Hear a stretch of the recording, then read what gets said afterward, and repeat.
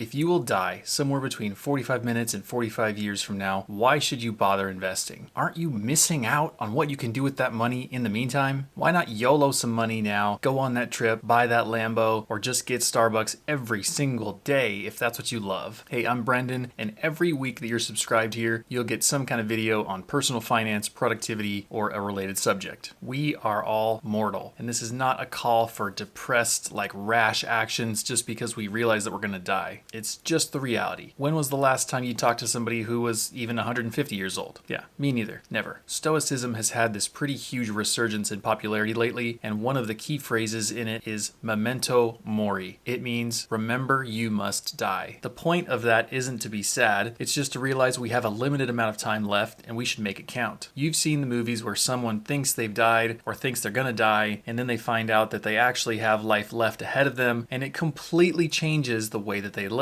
Think like Bucket List or It's a Wonderful Life. They go around and they tell people that they love them. They make their days count. They don't sit on the couch and watch a bunch of seasons of The Office on Peacock now that it's there and not on Netflix. And that, in a sense, is what Memento Mori is designed to do, motivating us to act while we still have the option. A tool I found while researching Memento Mori is just a simple chart that lays out 52 columns across, representing 52 weeks in a year, and then 90 rows down that represent an average lifespan of 90 years or a little bit less. As a practice and as a matter of perspective, you fill in each box for each week that you've lived. It does take some time to fill in all the boxes, but that time gives you a little moment to reflect and think about, how have you spent your life so far? What have you done with all these weeks that you've been given? 33 years old doesn't feel very old, but that's over 1,700 weeks. It's a lot of opportunities. What have I built? Who have I encouraged? What would someone say at my funeral? Now that all the boxes are filled in, I can clearly see the amount of space that's kind of left at the bottom, which represents the potential amount of time I've got left. These little blank boxes call out to me and they say, what will you do with us? How will you use us well? Now that we have these kind of newfound tools, link in the bio, to tell us the things that we already knew, what do we do with them? Well, we can be tempted to hurry up and spend whatever money we have or whatever we make because maybe we only have 10 rows left or 5 rows left. Who knows? Let's use it while we got it. Or we might consider the possibility that we might fill up all these rows. The question of, what if I die and I didn't end up getting to do all the things that I want, is to me a much less important question than, what if you live? What if you live a really long time?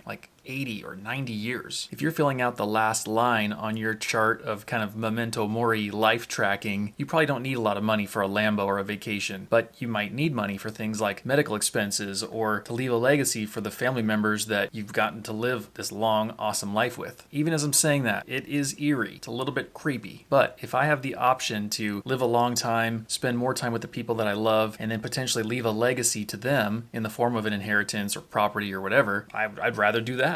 That sounds good. Plus, here is the ultimate answer to that first question of, well, what if I die before I get to do all the things that I wanted? Won't that suck? Well, no, because you won't know the difference. You're dead.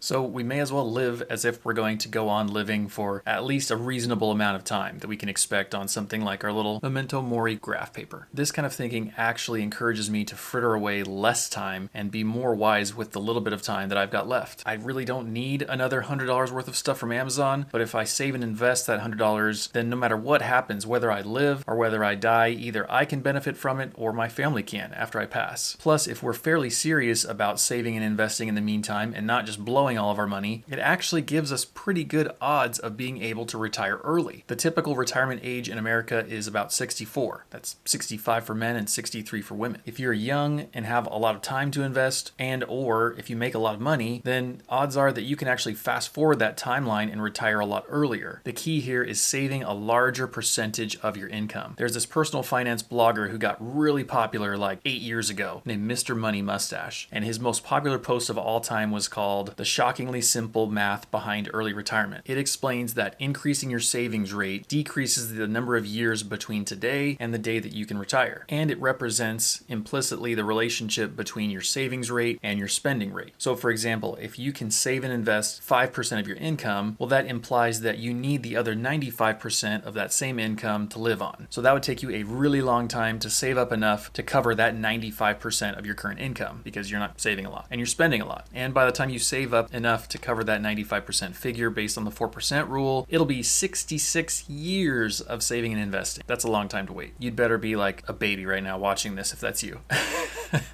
In contrast, at the other extreme is someone who could save 100% of their income, which means that their expenses are effectively zero, so they're like already retired. They're just couch surfing, or they're like living on a beach somewhere. A more normal example would be something like a 30% savings rate. So this means that you're investing 30% of your income and you're living on 70%. At this rate, you've got 28 years of working left. If you got even more aggressive and started saving 40% of your income, that means you've only got 22 years of working left before you're able to retire. Some people who are especially frugal or are especially high earners can save even more. Like, let's say if you could save 60% of your income and only live on 40%, then it would only take you 12 years to save and invest enough to cover that amount that represents 40% of your current income. That is quick. Imagine only having 10 or 20 years left to work. If you're someone like me who's like a millennial, or maybe you're younger, you're in the Gen Z, you're in college, you're just getting out for your first job. What if your whole career was only 10 or 20 years long because you saved and invested hard, you worked hard to earn a lot, and then you had the ultimate luxury, which is time?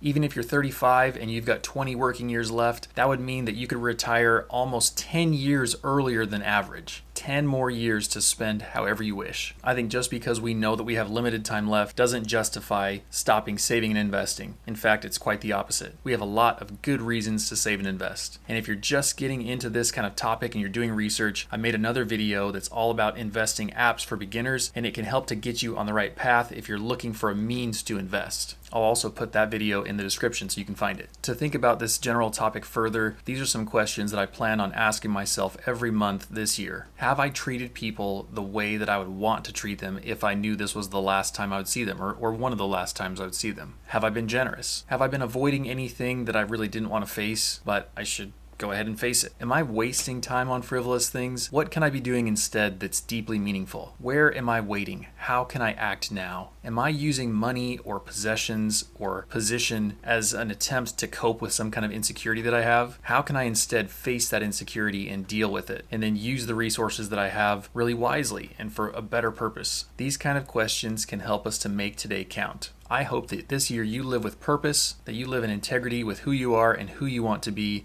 and you create the life that you want. Thanks for watching this video, and if you liked it, go ahead and hit that little like button, the little thumbs up, because it tells YouTube that maybe other people would like it as well. And if you know of anybody who would also like to consider this kind of thing, or if they've told you like, hey, let's just blow all of our money, we're gonna die anyway, send them this video, because it could spur on an interesting conversation that you two can have later on. That's it. See ya. Bye. If this video that you just watched was helpful and you'd like to check out something else, here are a couple options. Just gonna be staring at you, seeing what choice you make. You gonna pick one of these? These are good videos. Just saying. Staring contest. Ready? 1, 2, 3.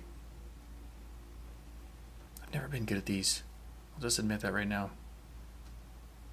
Eyes are already burning. Oh, that was not a good performance.